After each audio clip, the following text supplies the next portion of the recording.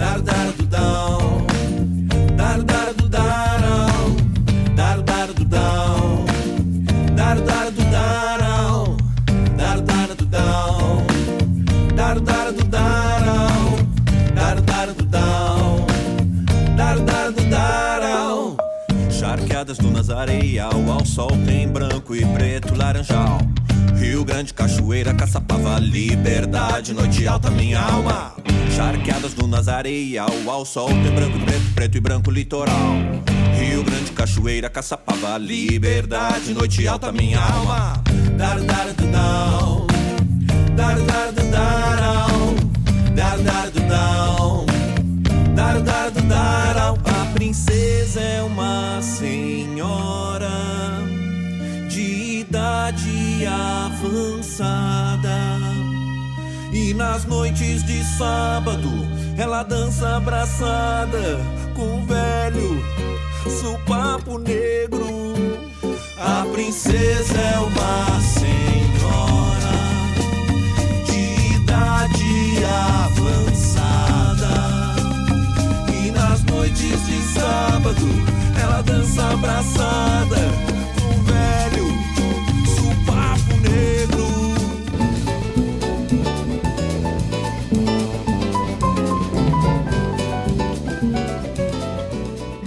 Encontro do Rio termina sem acordo. Encontro do Rio termina com um documento fraco. Encontro do Rio não dá esperanças. Parece que nós estamos lendo isso nos jornais de hoje de novo, 20 anos depois. Queria alertar vocês para isso. Todo documento que é consensuado não é o nosso documento que a gente queria ter, mas precisa ser o nosso documento que nós vamos levar à frente. Por isso nós fizemos um acordo, por isso nós fizemos um consenso, para ter um ponto de partida para poder ir para frente. Todo o processo social depende muito de onde você parte, mas depende também da velocidade dele. Todo caminho se faz caminhando, gente. Não está pré-determinado. E essa velocidade depende da correlação de forças. Se nós começarmos agora a tacar pedra, rasgar esse documento, nós ficamos sem um ponto de partida e sem um norte, sem um rumo. Tem que abraçar esse documento. E nesse documento estão lá as coisas que a gente quer, sim. Esse documento tem uma diferença muito grande com os documentos anteriores que não existiram, que não foram consensuados. Primeiro, tem uma agenda diferente da agenda de Copenhague. Esse documento não é um documento verde, não é um documento para os ambientalistas só. Está lá a agricultura familiar, estão lá os oceanos, estão lá o direito dos povos originários, está lá as mensagens principais que a FAO trouxe para Rio+20, estão lá todas no documento. E o Pepe estava me dizendo que, olhando, as principais reivindicações da agricultura familiar também estão lá no documento. Então, em vez de jogar água fora com a criança junto, vamos olhar o que a gente tem de lá e o que a gente pode empurrar para frente. Esse documento tem que ser a nossa Bíblia daqui para frente. Tem que ser o ponto de não retorno. Tem que ser aquilo que nós não podemos deixar voltar para trás. E avançar no sentido de dizer as suas conquistas. Quero comparar com outro documento que nós acabamos de aprovar em Roma. Depois de 3 anos de debates, envolvendo representações da sociedade civil, a Alessandra estava lá.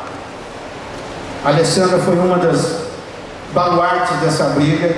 Nós conseguimos aprovar, junto com a iniciativa privada, junto com os governos, as diretrizes voluntárias de acesso à terra, pesca e florestas. Muito bem. Também essas diretrizes não tem muita coisa do que a gente gostaria de ver lá, mas é um documento consensuado. E agora ele é a base para discutir a implantação a nível nacional. O próximo passo é isso, a briga aqui. Então cada país vai poder avançar naquilo que a correlação de força permitir, mas tem uma base da qual partir. tem uma base acordada, consensual. Então, gente, vamos ajudar nessa briga. É o nosso documento. Podia ser melhor? Podia. Mas podia também ser pior. O que importa agora é que o documento da Rio+20 é o nosso documento e nós vamos levar ele para frente. Muito obrigado.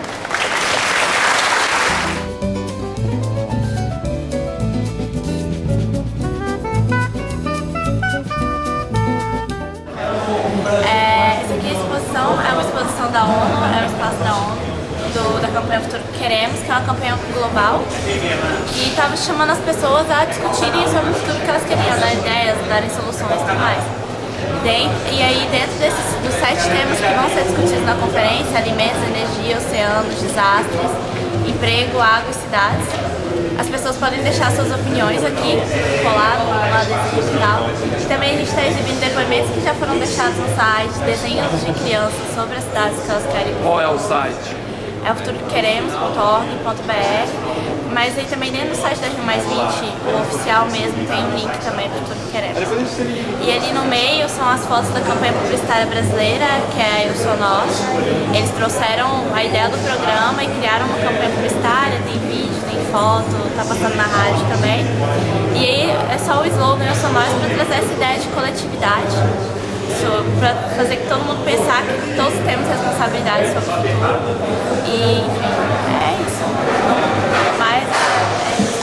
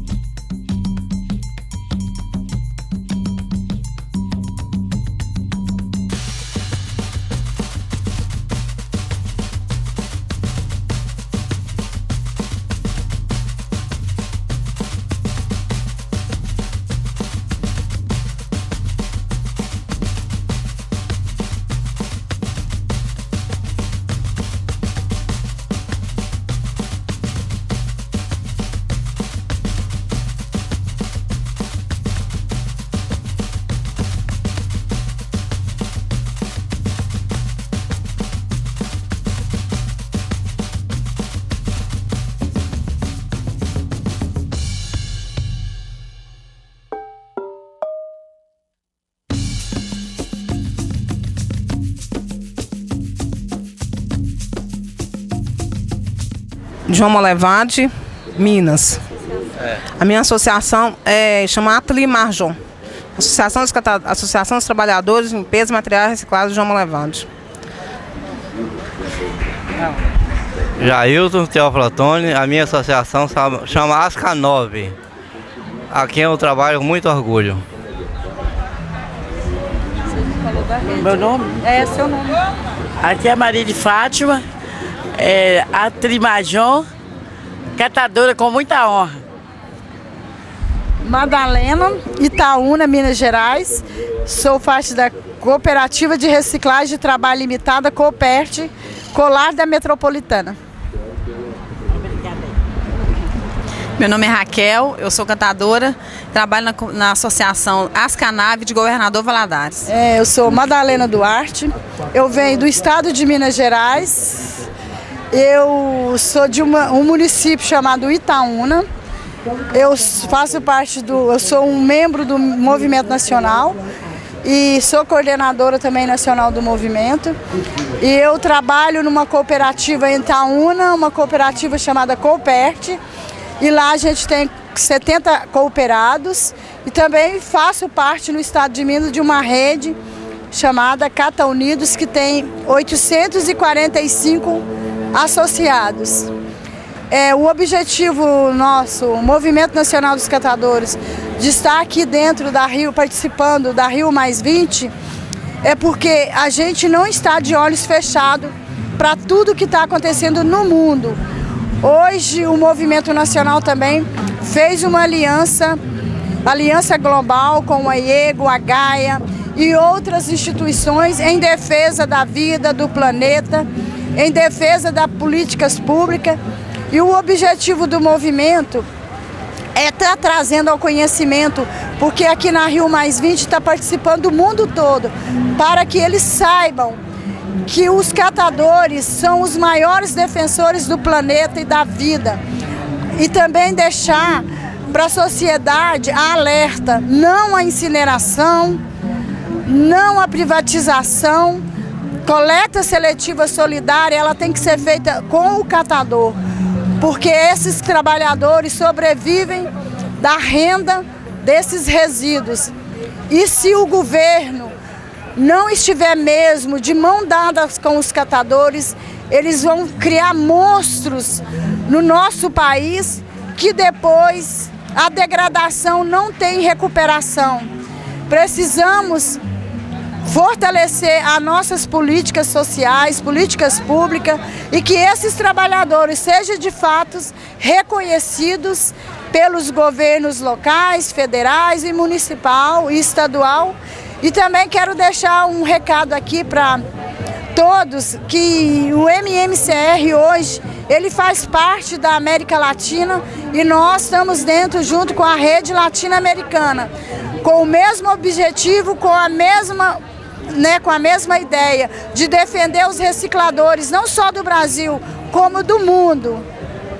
Obrigado, Madalena Duarte, foi um prazer. Meu nome é Severino Lima Júnior, sou catador de material reciclável, membro do Movimento Nacional de Catadores de Materiais Recicláveis e da equipe de articulação nacional do Movimento Nacional de Catadores. Bom, o trabalho do Movimento Nacional de Catadores, aqui com a Cúpula dos Povos e com os eventos que estão acontecendo na Rio+20, ele é de extrema importância para a divulgação do trabalho do catador de material reciclável. Hoje o Brasil coordena a rede latino-americana de catadores, que se chama Recicladores, né? É uma rede de vários países da América Latina, e também fazemos parte da Aliança Global de Waste Pickers, né? Que é o nome denominado Catador de Material Reciclável em inglês. Isso é importante porque o Brasil tem um diferencial de organização dos catadores e em discussão de políticas públicas e construção de políticas públicas que envolve outros países, né? Hoje o Brasil já foi referência para a organização dos catadores do Chile, da Colômbia, da Bolívia, e isso é importante para a gente, né? Partir do princípio de que a base também faz a articulação, né? Os catadores, nós temos um lema que é de catador para catador, e isso é muito importante porque valoriza, né, a categoria profissional catador de material reciclável.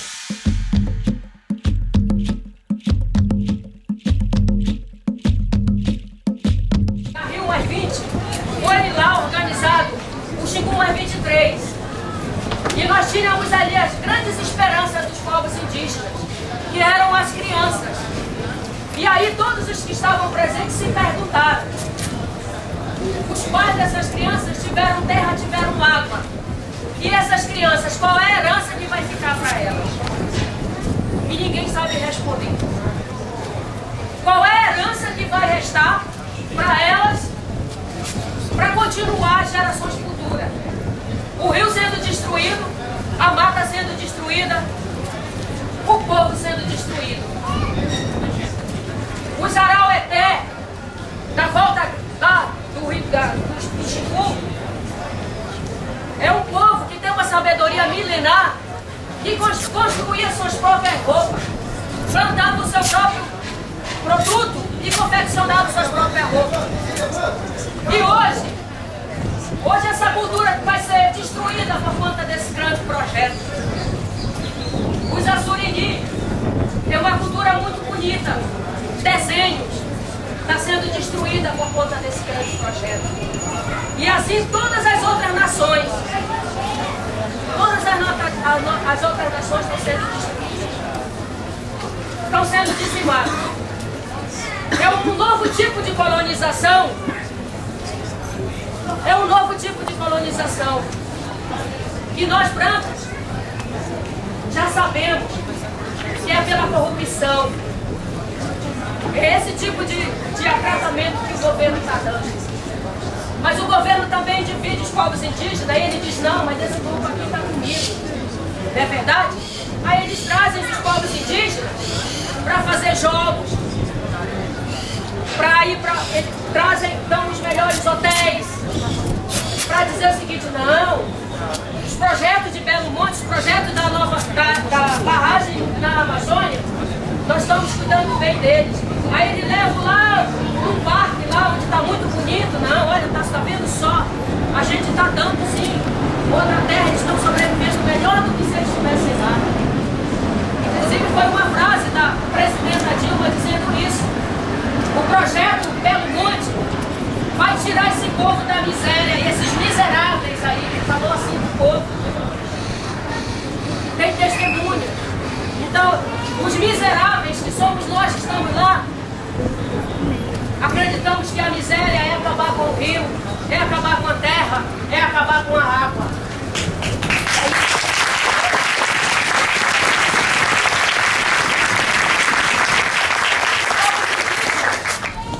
Na área, se multiplicaram para serem dizimados mais rapidamente. É triste ver jovens indígenas, está cheio na cidade de Altamira. A casa do índio, acho que seria um grande compromisso das televisões locais que conhecem essa realidade, mas que não divulgam. O que eles divulgam é isso aqui, ó. O que eles divulgam é o que vem criminalizar quem está lá. Isso aqui serve para o liberal, você que é do liberal. Não colocaram as coisas bonitas que os povos indígenas fizeram. Não colocaram, mas colocaram isso aqui para criminalizar todos os que fizeram parte da Xingu mais 23. E infelizmente, com o bando de internet que tem por aí, ainda assim, a nossa comunicação está oculta. Está oculta, porque quem acessa isso aqui? Quem é que acessa? Então aqui está o que foi bonito, o que foi firme, a aliança entre povos indígenas, entre pescadores, entre agricultores, está aqui. Entre o povo da cidade, entre os estudantes, o povo do mundo todo que estava aqui hoje, mas está oculto. Mas está por aqui o liberal e o geado do Pará, colocando somente o que vai criminalizar os lutadores e lutadoras daquele povo lá da Amazônia. E assim dizendo, uma grande conquista, apesar de tudo isso, foi a aliança feita entre os povos, os índios, os pescadores, os agricultores. Uma grande aliança. Esse aqui foi o símbolo do Xingu mais 23. E novamente a gente traz aqui uma aliança de renovação, uma aliança que jamais vão querer dizimar de novo o povo sem que a gente faça alguma coisa. E nós estamos fazendo e vamos fazer. E queremos muito, nesse momento, contar com o apoio de cada um desses jovens que estão aqui. Vocês não estão aqui por um acaso. Com certeza vocês estão aqui porque vocês também são a favor da terra, do planeta, da água. E é com isso que nós estamos aqui novamente querendo fazer essa aliança. Nós aqui estamos sendo criminalizados, como eu mostrei para vocês aqui. As pessoas que estão destruindo mais de 500 hectares de terra, quilômetros, sei lá o quê, elas não estão pagando nada, elas pelo contrário, elas continuam na sua boca minha, elas continuam comendo bem. Mas esse povo aqui que vive da terra, que vive da água, é que está sendo criminalizado. E daí, muito oportuna aquela música do seu Djalma. Cadê a justiça desse país? Cadê a justiça desse país? E aqui, gente, terminando, essa aliança que foi uma grande simbologia da Xingu mais 23, eu gostaria de fazer com vocês também.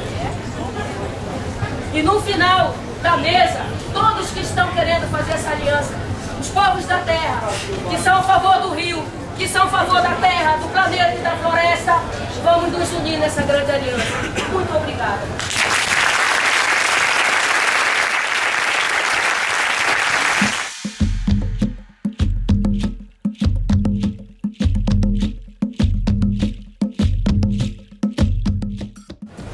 Por incrível que pareça, de documentos oficiais, ele está no processo de licenciamento dessas hidrelétricas. E aí você já vai ter uma ideia, esqueci o seu nome? Ana Paula, você vai ter uma ideia de como a coisa é falha. O processo de licenciamento ambiental no Brasil ele é um processo pro forma, é só formalidade. Ele já começa fazendo o quê? Quem tem que pagar pelo estudo de impacto ambiental é o empreendedor. O empreendedor contrata quem ele quer para fazer aquele estudo. E esse projeto está passando alguns desses estudos de impacto ambientais são até bem feitos em alguns aspectos. Por exemplo, o aspecto antropológico de Belo Monte é muito bem feito. Mostra bem o efeito que vai fazer sobre os povos indígenas e diz, olha, eu acho que esses caras não vão conseguir ficar mais lá. Porque o efeito que vai ter sobre eles, na Volta Grande do Xingu, é 80% a 90% da água não passar mais na frente das aldeias deles. Olha, se eles vivem do peixe, da água, é o transporte, o rio é tudo para quem mora na Amazônia. Como é que eles vão conseguir viver? No mínimo, há um genocídio cultural. Então, alguns desses estudos são até bem feitos nessa parte. E nós, ainda assim, mostrando todas essas mazelas, o IBAMA concede as licenças ambientais. Para encurtar, para que a gente possa entender isso de uma forma bem tranquila, eu queria dar 2 dados só. Um que acabou de acontecer, acho que foi há 2 dias. A Associação de Servidoras do IBAMA soltou um manifesto nacional dizendo que não aguentam mais a pressão dos governantes e empreiteiros para que saiam as licenças ambientais desses projetos. Acabou de fazer isso. Isso talvez mostre para a gente o que acontece lá dentro do governo, dentro do IBAMA, no processo de licenciamento ambiental, que a gente nem tem ideia de como a coisa é feita. E a segunda coisa é algo que está nessa revista desta semana, a Rolling Stones, que vem com uma reportagem dizendo o seguinte: as veias secas da Amazônia. Obrigado, Renato. Aí, na página seguinte, é uma reportagem do jornalista Felipe Milanês. Essa foto aqui é a foto do rio Madeira, que é a jusante da barragem, né? Depois da barragem, onde se não achava que tinha impacto. Aqui diz que o impacto não foi medido.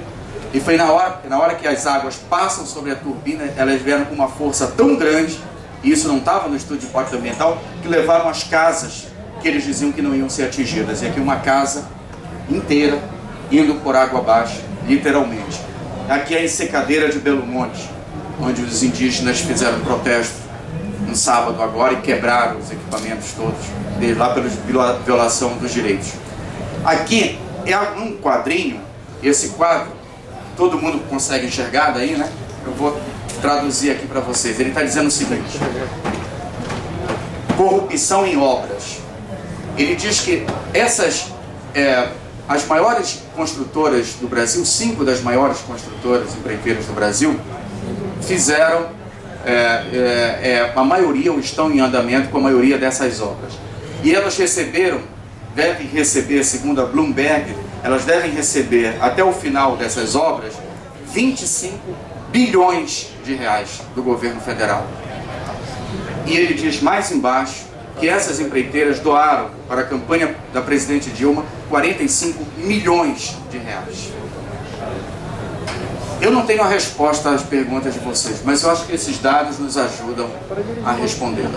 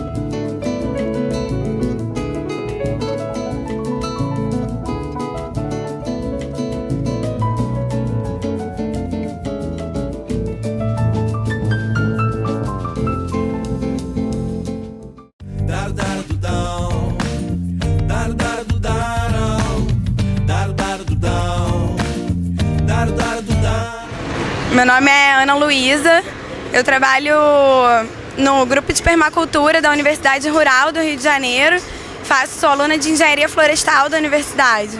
E a gente está trazendo para a Cúpula dos Povos o trabalho da Casa de Sementes, que é uma proposta de bioconstrução dentro de assentamento de reforma agrária. A Casa de Sementes ela vem para discutir a viabilidade de uma bioconstrução dentro de um assentamento de reforma agrária como viabilidade econômica e ambiental. Ela é bem mais barata de ser montada, né, porque ela usa os recursos locais do lugar. A gente está usando na construção brita, barro, saco de cebola, que é resíduo de mercado, e vamos usar sabiá e bambu. Tudo que a gente tem no local, né? Esse trabalho é feito com estudantes da universidade e agricultores assentados. O objetivo da Casa de Sementes é ter um local adequado para eles estarem armazenando sementes e poderem ter mais autonomia na produção agroecológica, que eles já trabalham lá dentro do assentamento. Eu sou a Lara, sou da Universidade Federal do Rio de Janeiro, estudo engenharia ambiental e faço parte de 2 projetos que a gente tem lá de agroecologia e permacultura. Um deles é o Grupo Muda, que a gente trouxe até umas fotos aqui. A gente faz recuperação de áreas degradadas com uso de técnicas de agrofloresta, consorciando, né, culturas agrícolas com espécies nativas de árvores para recuperar uma área que é bem degradada da faculdade, que era lixão, né, tudo aterrado lá dentro. E o outro projeto também tem o mesmo intuito, que é numa outra área, lá dentro também, já existe há 7 anos, E a gente tem já sistemas agroflorestais já bem desenvolvidos, já colhendo alimentos, já com árvores bem grandes e muitas bananeiras.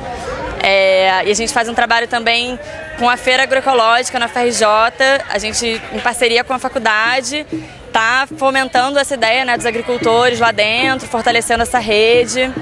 A gente também desenvolve alguns projetos de extensão com os agricultores do entorno do Rio de Janeiro, com a transição agroecológica, né, para eles passarem assim, do método tradicional, convencional, né, não tradicional, de plantio para técnicas mais sustentáveis de agroecologia.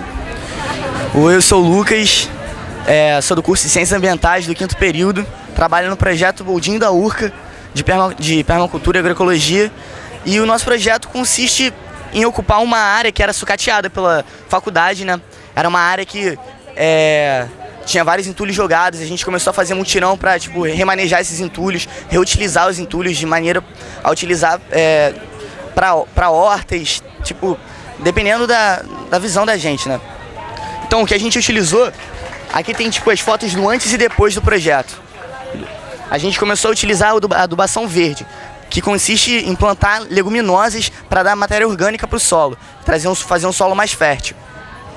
E daqui começou aqui, sabe? Aqui é o antes e depois dos locais que a gente trabalhou. A gente utilizou um canteiro Inca, porque era um solo muito pedregoso, quase não tinha camada de solo fértil, que a camada de solo que é fértil, é muito pequena.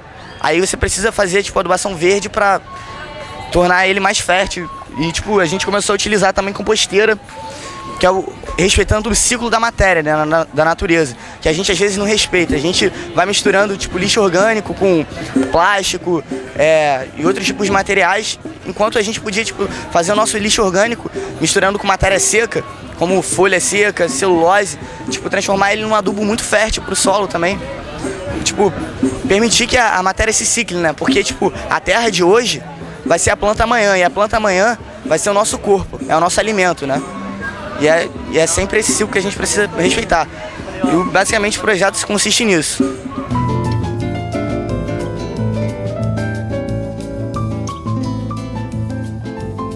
Permacultura, para mim, não é só uma ciência, é um estilo de vida, sabe? São, soluções mais harmônicas que a gente encontra de viver, tanto numa construção quanto reciclando seu lixo, sabe? São soluções que a gente pode ter tanto de uma forma grande como pequena e que tem que ser incorporado no dia a dia de cada um. Bom, para mim a permacultura é uma nova forma de se relacionar com o ambiente, né? Se sentindo realmente reconectando, né, com a natureza, que é a fonte de tudo pra gente, e uma forma de viver mais harmoniosamente com ela, cuidando dela. E a permacultura pode se manifestar de diversas formas, né? Não existe uma técnica específica. Para cada local, ela pode se adaptar às condições, às necessidades, trabalhando a questão da energia, de moradia, de produção de alimentos, de cuidar dos seus resíduos, né? Com compostagem, com reciclagem do lixo, reaproveitamento. E como um exemplo que a gente trabalha bastante é um minhocário caseiro, que você composta o seu lixo, o lixo da sua casa, e com a ajuda das minhocas que vão fazendo esse processo, você tem, a partir do lixo, né, que ia para os lixões e degradava o ambiente, você cria um composto muito rico, que é o humus de minhoca. E muito simples, você pode ter na sua casa, no seu apartamento, porque eu acredito também que a permacultura vem da mudança individual, de cada um mesmo, né? É uma atitude do dia a dia, se tornando mais consciente do seu papel, né? Fazendo as suas escolhas mais sustentáveis. E uma frase que para mim reflete bem é uma frase do Gandhi, que é: seja você a mudança que quer ver no mundo. A permacultura, ela consiste numa mudança de relação com a natureza. E mudança de relação com a natureza é uma mudança de relação de ser humano com ser humano e ser humano natureza. É uma questão de você começar a aprender com a natureza, né? Respeitar os ciclos que ela já tem, já faz naturalmente, né? E você, respeitar o próximo. E entender que todos os seres humanos são mestres e aprendizes um dos outros. A gente aprende com a natureza, aprende com as experiências dos nossos próximos, e todo mundo tem alguma coisa a acrescentar. E essa visão, né? Sempre agregar, né? Aprender a escutar aprender a aprender. Tem até um parágrafo de Hiroshi Sell, que vem de nome do livro Manual de Agricultura Natural, que fala assim: no momento, sentado sob um jovem limoeiro, é necessária uma condição para se perceber o cheiro doce de suas flores brancas. Parar, sentar sem pressa, sem tranquilidade que nos priva de viver o aqui e agora, sem a inútil preocupação por um futuro que nunca chega como queremos, nem a nostalgia do passado que passou. E é mais ou menos isso, né? Tipo, a gente para muito tempo pensando no futuro que nunca chega, tipo, no passado, nas coisas que a gente deixou de fazer, e esquece de viver o aqui e agora. E o aqui e agora é o que importa, é o presente, onde a gente aprende, né? Tipo, e se a gente começar a viver mais o aqui e agora e, tipo, não se deixar levar por essa ansiedade da cidade, por tudo isso, todo esse storm de informação que chega até a gente conseguir manter a paz, alcançar a paz, o resto vai vir. Eu acho que a permacultura consiste basicamente nisso também. Olá, boa tarde, meu nome é Diogo e eu sou da Sol. É uma empresa que chama-se Soluções Holísticas e também faço parte dos grupos de agroecologia Boldinho da URCA, da Unirio e Pés Vermelhos de Ganja, da UFSCar Araras, São Paulo. E aqui estamos difundindo algumas tecnologias sociais, né? Essas tecnologias sociais, elas fazem parte do escopo da permacultura. E permacultura é a cultura permanente, né? Ela surgiu, esse termo foi cunhado na década de 70 por dois australianos, chamados Bill Mollison e David Holmgreen, e o intuito deles era buscar uma maneira de permanecer no planeta Terra. Enquanto estava todo mundo pensando em conquistar o espaço, né, a corrida espacial nos Estados Unidos e lá na Rússia, os australianos estavam preocupados em permanecer no planeta Terra. E uma das maneiras que eles encontraram de permanecer no planeta Terra foi compilar todas as tecnologias sociais que já existiam dos povos tradicionais, como aborígenes, indígenas, tribos africanas, e trazer isso para a vida do dia a dia, né? Para a vida cotidiana das cidades. E por isso criou-se a permacultura. Aqui a gente está difundindo algumas dessas tecnologias sociais, né? Eu estou sentado em uma delas aqui, que é o banheiro seco sanitário compostável. Esse banheiro seco sanitário compostável, esse daqui no caso, né? Ele é um banheiro para cidade. Pessoas que não têm condições de fazerem banheiros secos que demandam de grandes obras, né? Não tem espaço para fazer, eles podem, com uma caixa de madeira de 50 centímetros por 50 centímetros, armazenar temporariamente os seus resíduos orgânicos aqui, né? Eles depositam aqui o cocô, o xixi, e após isso é dada a descarga, né? E aí a descarga serve para você abafar com alguma matéria seca o seu resíduo orgânico. E aí, após cheio o balde, isso daqui é levado para uma composteira, né, no caso, que é um processo análogo à composteira, só que nesse caso só tem merda, né, só tem cocô mesmo que a galera usa. É muito importante, né, a gente não tem recomendado a utilização desse composto em nenhum tipo de alimentação que vai ser consumida crua, in natura. Porque apesar do processo de compostagem ele conseguir esterilizar o composto, se a compostagem não for feita de uma maneira eficiente, isso pode não acontecer. Aqui a gente tem uma outra tecnologia que chama hortas freáticas, né? Ela meio que é uma réplica do sistema de lençóis freáticos do solo, onde a água fica armazenada aqui embaixo e por meio de uma conexão de um material poroso,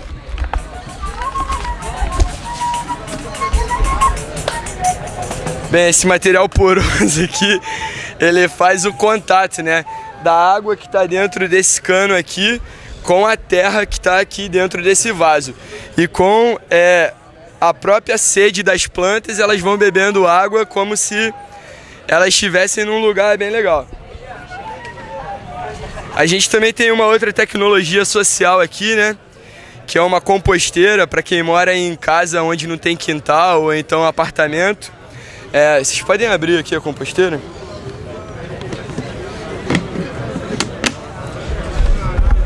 E ela funciona mais ou menos assim. Tem uma torneirinha aqui, que é para você estar escoando o biofertilizante, que é um subproduto da compostagem. E aqui dentro você vai depositando todos os seus recursos que você não está aproveitando na cozinha, né? E ao passar de 3 meses até 6 meses, você já começa a ter a produção desse composto aí. E a outra tecnologia social que a gente está apresentando é essa horta aqui, que ela parece um mobile, né? Ela é uma horta mobile Rosa dos Ventos e ela serve para pequenos espaços, no caso. Aqui a gente tem uma demonstração dela, de como ela funciona na prática, né? Ela serve para espaços externos, no caso apartamentos, você pode estar prendendo ela no ferro do ar-condicionado e você ganha também altura, né? Você não tem só o 2D, no caso você também tem o 3D, que é o eixo Y, né? O vertical.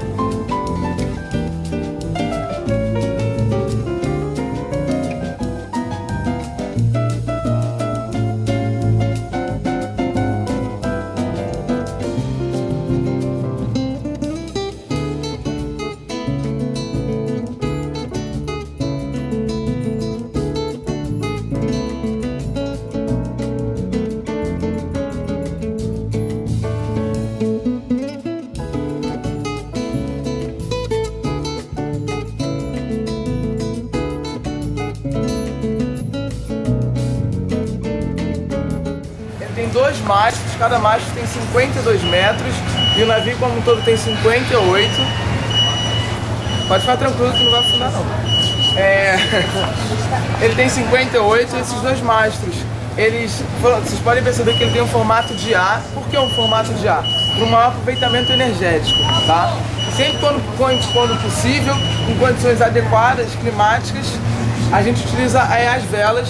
Nós temos 4 velas, uma capacidade para 5 velas, onde no momento uma delas está em manutenção, tá? A água que a gente utiliza dentro do navio, nosso consumo, é uma água que a gente retira do mar, a gente faz a dessalinização e depois a mineralização para nosso consumo. Todo esse processo é feito aqui no navio, tá bom, pessoal? O ar-condicionado que a gente utiliza em alguns ambientes do navio também é um ar-condicionado que não emite o gás CFC, que é um gás altamente nocivo à camada de ozônio, que é o que a gente utiliza nas nossas casas que tem o CFC. Esse navio aqui tem uma capacidade para 32 pessoas, sendo que 15 necessitam ser tripulantes, ou seja, para o navio sair, 15 necessitam ser os engenheiros, os marinheiros, os oficiais.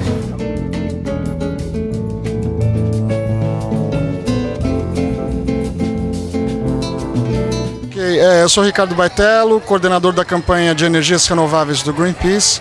A gente está aqui na Cúpula dos Povos lançando o documento Horizonte Renovável, que é um relatório que mostra um pouco como as fontes renováveis, as novas fontes como eólica, solar e biomassa têm se desenvolvido no país. Então nós percorremos diferentes regiões do Brasil, em todos, pelo menos no sul, no sudeste, no centro-oeste, no nordeste e no norte, mostrando usinas, mostrando a evolução das fontes, entrevistando representantes da academia, associações de energias renováveis e populações afetadas ou impactadas positivamente pela usina.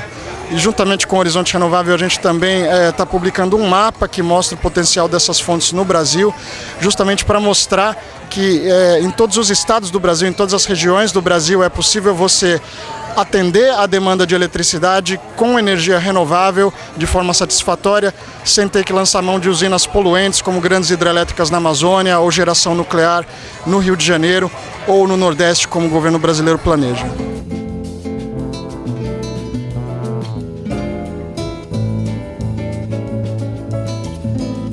A gente está realizando aqui um seminário focado em energia solar. Não sei quem esteve presente na terça-feira.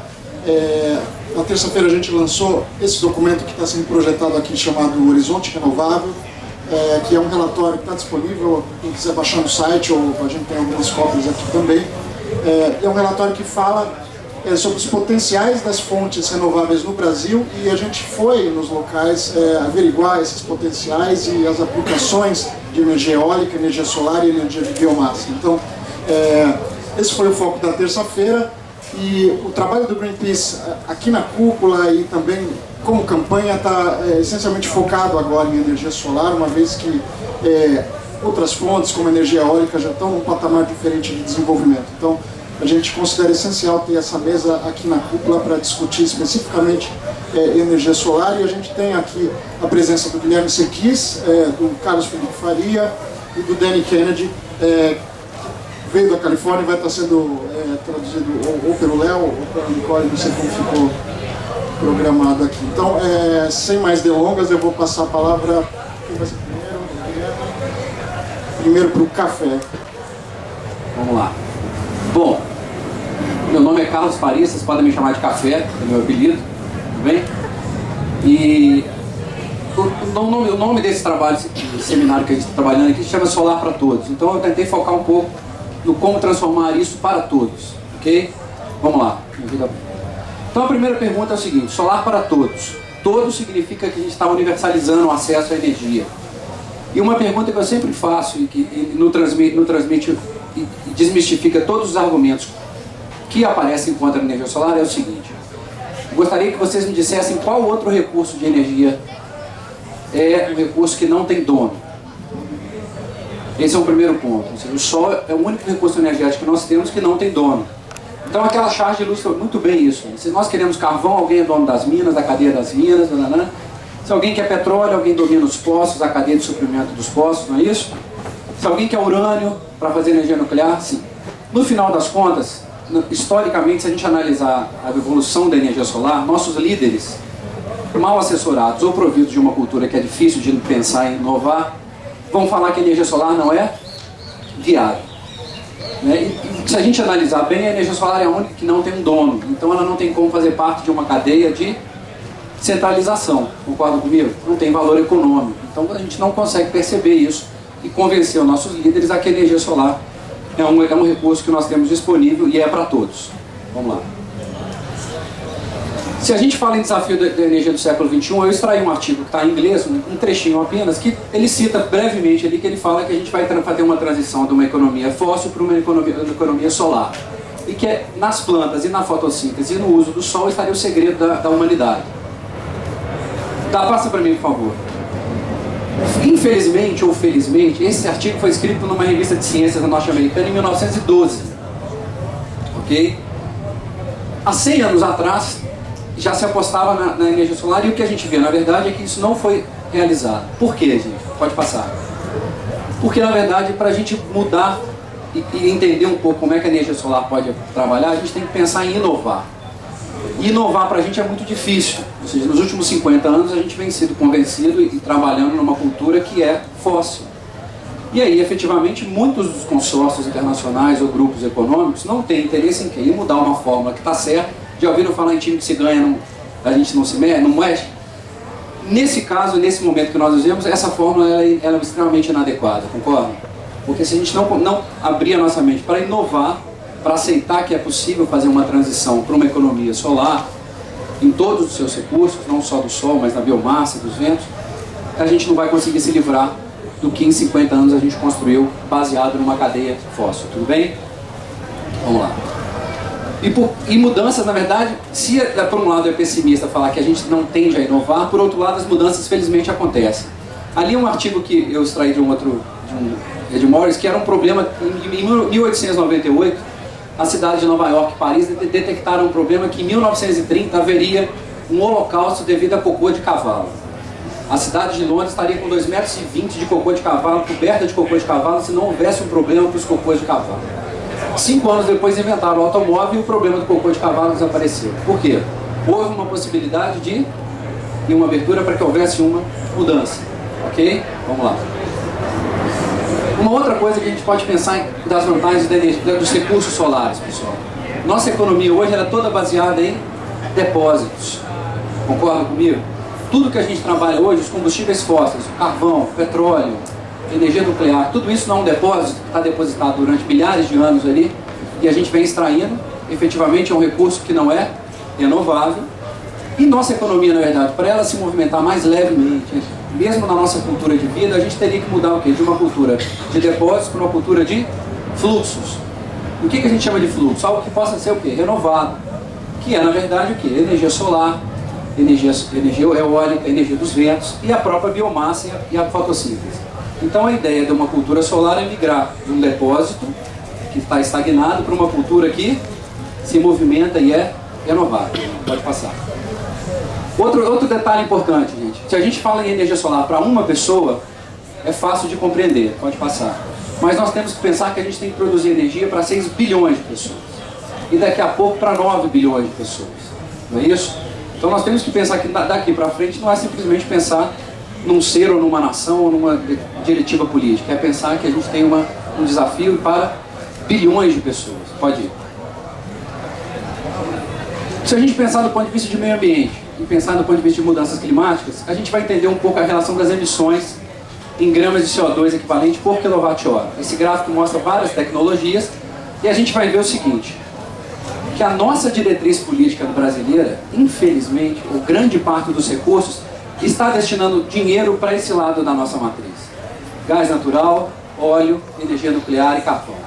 Então eu coloquei uma bandeira do Brasil bem longe do verde, bem longe do azul, bem longe do amarelo, porque boa parte dos nossos recursos ainda, ou quase todos, são destinados para esse lado da matriz. Ao invés da gente destinar para o lado onde a gente tem uma emissão até negativa, consegue um balanço negativo de poluentes. E aí nós temos que pensar no seguinte, nós vivemos e temos um plano de crescimento, mas eu gostaria de propor a vocês que é o seguinte, é crescimento ou desenvolvimento com prosperidade? Para mim são duas coisas diferentes.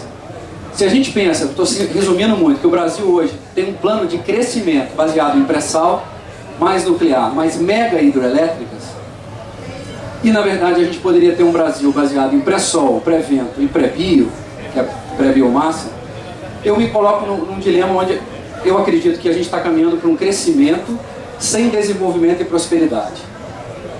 A gente cresce, a gente imagina que tem um crescimento, mas a gente não prospera buscando aquele modelo. E se a gente pudesse optar por uma energia solar, os seus recursos, a gente na verdade teria um crescimento com prosperidade e desenvolvimento. Tudo bem? Vamos lá. Limites, gente. Existe um limite, a gente já falou isso. Há um limite de exploração de petróleo, gás natural, carvão e urânio. Existem datas e vários estudos que apontam o final desses recursos e nós temos condições efetivamente de implantar um modelo onde essa transição não seja tão abrupta para os recursos solares que são renováveis. Naquela matriz ali, a gente tem um potencial real de aproveitamento das energias renováveis, tá? E a gente pode chegar a uma conclusão que é o seguinte, existem vários estudos, várias coisas, vários cientistas que são pagos hoje na nossa cultura de líderes que apontam que a energia solar não poderia suprir toda a nossa demanda. Efetivamente, a cada 40 minutos, o Sol emite para a gente toda a energia que o mundo consome. Ok? E com uma pequena área do território brasileiro, a gente geraria toda a energia que o Brasil precisa. Evidentemente, a gente vai buscar o quê? Um equilíbrio, não é isso? Não vamos apostar num único recurso, mas nós precisamos buscar um equilíbrio da nossa matriz e da nossa diretiva. Então, realmente é grotesco quando alguém vai falar para vocês que a gente não consegue suprir toda a nossa demanda com a energia solar. Consegue, gente. Pode até parecer, pô, hoje não tem sol, como é que eu vou fazer? Evidentemente existe um processo de conceber um projeto de energia solar. A gente armazena energia para usar nos dias que não tem sol. Tudo bem? Vamos lá. Então, para a gente entender, aí eu vou passar bem rápido esses slides agora, que só algumas aplicações é algo que já vem sendo feito no Brasil. A aplicação fotovoltaica, que é a conversão da luz em energia elétrica. A aplicação térmica, que é a conversão da radiação solar em calor, a temperaturas que vão de 30 graus até 1500 graus centígrados, usando apenas solar, como o próprio fogão solar que vocês estão vendo aqui, e a aplicação da arquitetura, da arquitetura solar, e como essas três estão interligadas para o nosso futuro, o que a gente quer para desenvolver. O que a gente vê é o seguinte, o primeiro potencial que a gente tem de usar energia solar é melhorar o que já foi feito. Nossas edificações são muito mal construídas, vou colocar um mal no sentido de a gente conceber elas do ponto de vista que use o menor número de recursos, como a gente pode ver ali. Temos a mesma edificação. Antes, ela consumia 150 kWh por metro quadrado por ano. Depois de um retrofit baseado somente na energia solar, elétrica, calor, iluminação natural e ventilação natural, essa edificação passa a consumir 15 kWh por metro quadrado. Pode passar.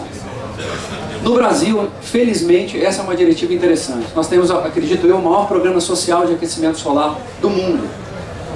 Aquecimento solar para as habitações de interesse social, que são financiados pelo programa Minha Casa Minha Vida, onde o uso do aquecedor solar é obrigatório para todas as habitações financiadas no Brasil, para as famílias que ganham até R$ 1.650. Ok? São equipamentos que têm que durar ali 20 anos no seu telhado, e existem mais de 60 mil, 70 mil casas hoje já com sistema de aquecimento de água solar implantado para as habitações de interesse social. Tudo bem? Vamos lá.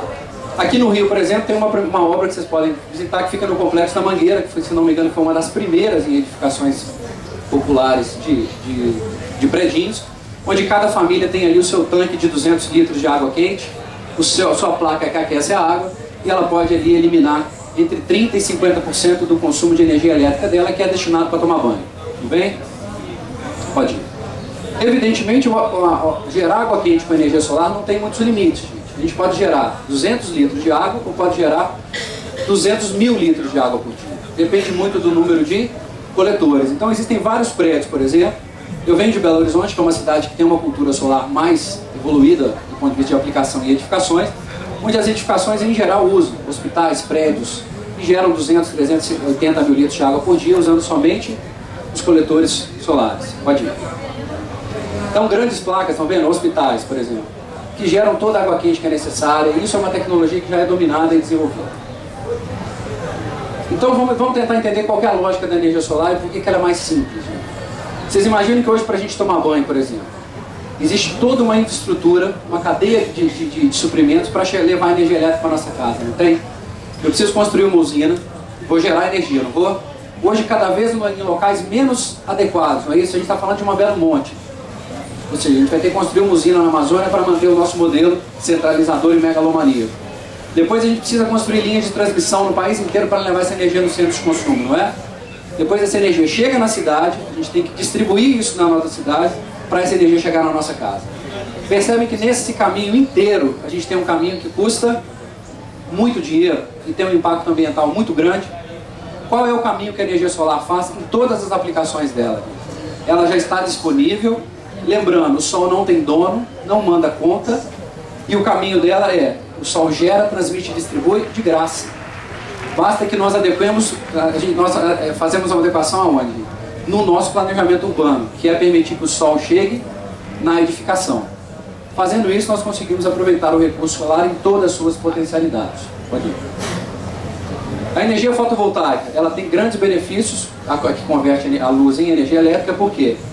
Do ponto de vista social, ela permite uma maior acessibilidade à energia. Então, no Brasil, a gente tem muitos programas de universalização da energia elétrica, onde quem não tem energia pode ter através do painel solar fotovoltaico, que gera energia para iluminação, para um bombeamento de água, para alguma aplicação onde a rede de energia não chega.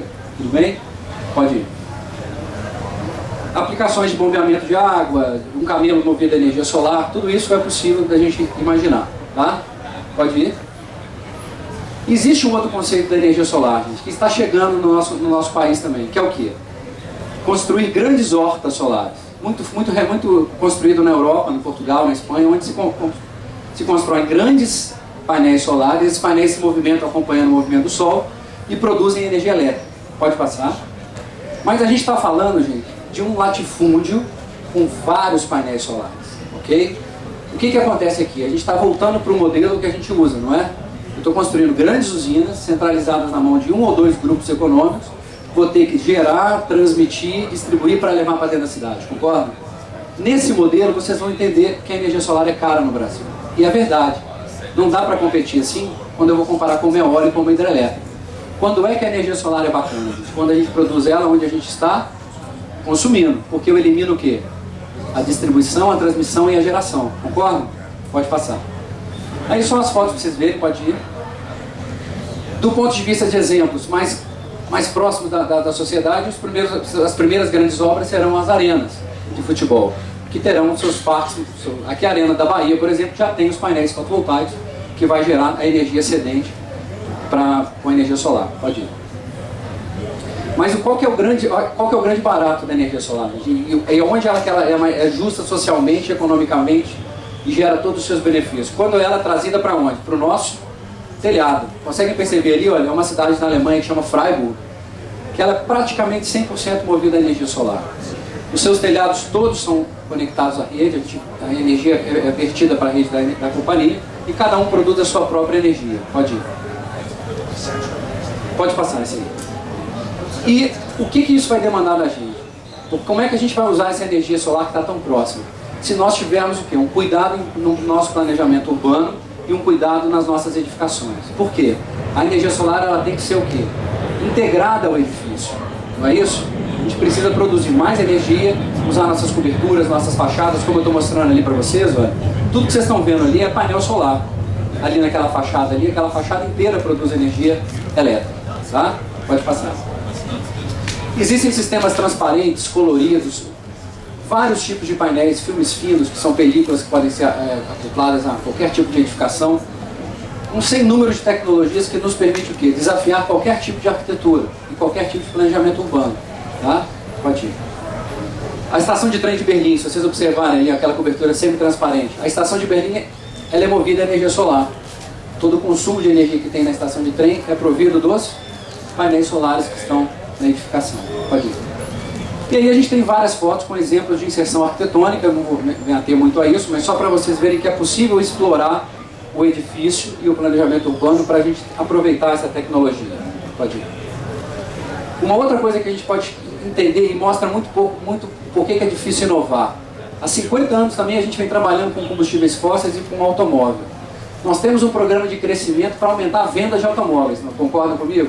Me soa como um programa de crescimento que não tem desenvolvimento nem prosperidade.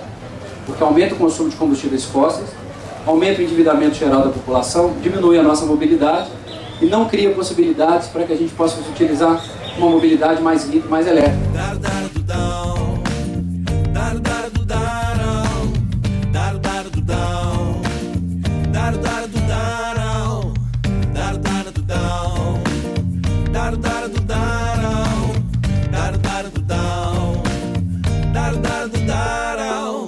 Charqueadas dunas, areial, ao sol tem branco e preto, laranjal. Rio Grande, cachoeira, Caçapava, liberdade, noite alta, minha alma. Charqueadas dunas, areial, ao sol tem branco e preto, preto e branco, litoral. Rio Grande, cachoeira, Caçapava, liberdade, noite alta, minha alma. Dar dar do down, dar dar do down, dar dar do down, dar dar do down. A princesa é uma senhora de idade avançada e nas noites de sábado ela dança abraçada com o velho sopapo negro. A princesa é uma senhora de idade avançada e nas noites de sábado ela dança abraçada com o velho sopapo negro. O natural e o sintético, o essencial e o sincrético,